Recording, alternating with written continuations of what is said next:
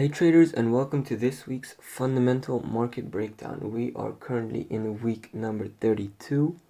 Apologies for this video coming out a day late. However, we can now use that opportunity to analyze what has come out and the news releases on Monday.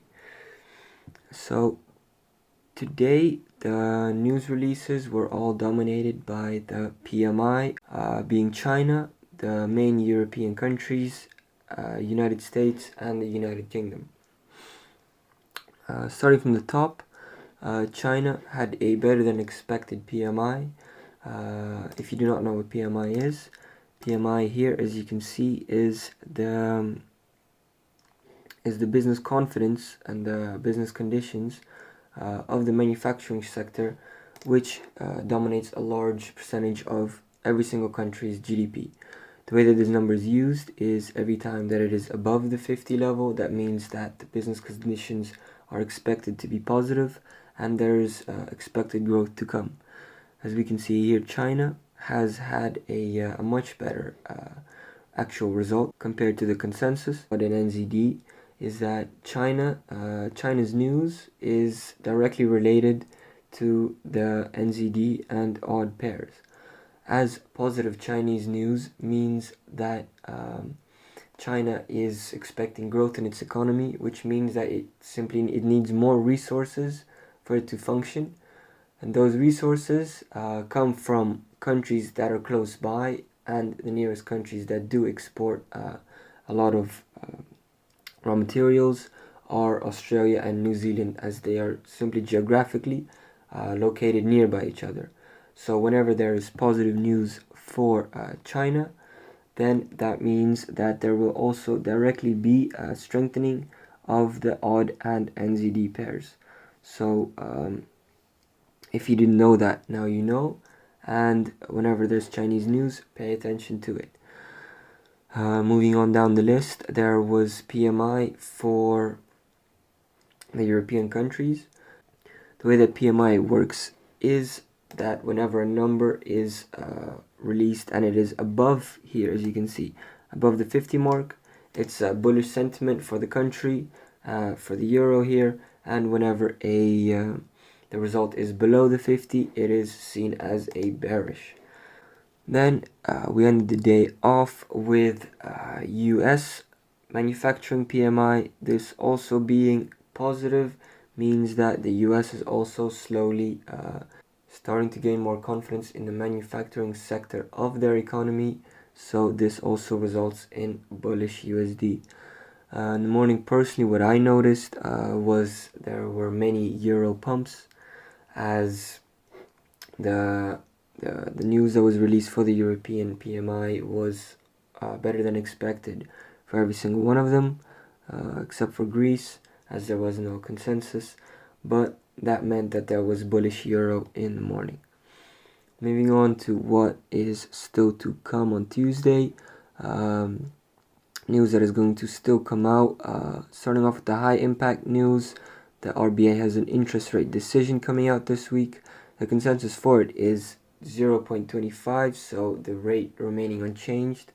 At the moment, all countries are more or less following what the United States is doing, what the Fed is doing, and the Fed is also currently at 25%. So whenever the Fed changes their rates, most of the smaller economy countries follow with it.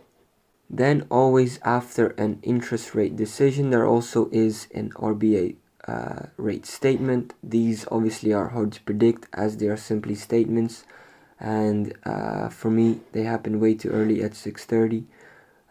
So if you are trading the Australian dollar or the New Zealand dollar, make sure to have your positions protected at night. So for example, if you're already floating 15 to 20 pips profit, take half of the profit out and set SL to 15 to 20 pips depending on how much profit you took, so that worst case scenario you get out break even from the trade, as the win and the loss will cancel each other out, and then best case scenario you do manage to TP out with positive news pushing you up there. Then we also have some retail sales for it at 2:30 a.m.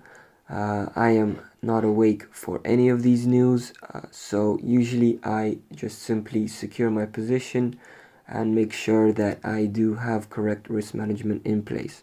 Also, be careful for the upcoming position that you have, not just the live positions. With actual news that is heavily different from the consensus, those positions could get triggered and possibly SL'd out. Then we also have the Tokyo CPI index for the year, the yearly CPI index. The way that the CPI is used is the CPI, a higher CPI means that there's a rise in prices for the consumer's basket of goods.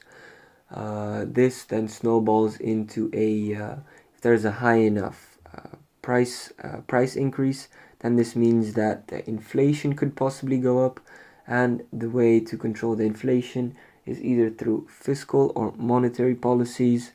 So a high inflation could result in higher interest rates in order to slow down the economy.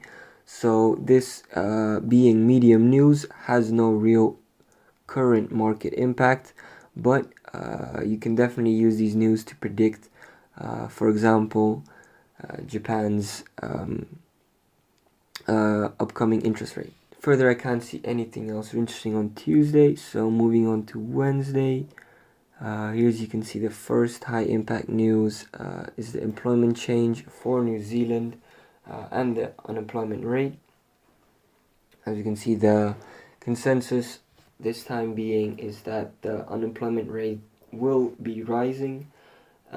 This, I think, is due to a second wave coming in Australia, as they were one of the first countries to fully reopen and start business as usual. But as there are many more coronavirus cases there now, this could be the reason that a lot of businesses are starting to close down as they are being forced to by the government. So this then means that workers have to be, unfortunately, laid off again.